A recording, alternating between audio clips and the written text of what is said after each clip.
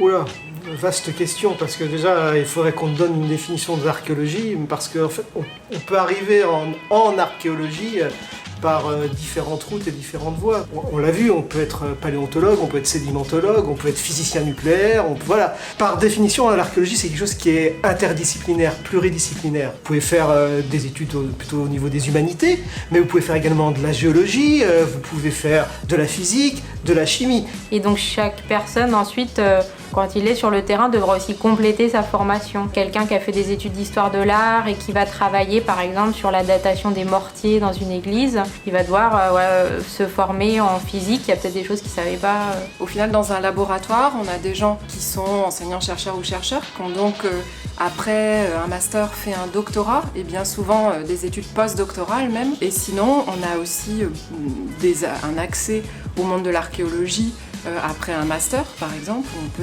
devenir ingénieur en archéologie, donc c'est dans le public, dans le privé. Mais il y a aussi des techniciens, donc dans les laboratoires, on a des gens qui ont un bac, une licence, un master ou alors un doctorat. On a à peu près tous les niveaux d'études qui sont représentés. Nos étudiants, s'ils ne deviennent pas archéologues, c'est pas si grave. Parce que vraiment, la manière dont la formation est réalisée fait qu'au final, on parlait de plasticité intellectuelle, de capacité à rebondir, etc.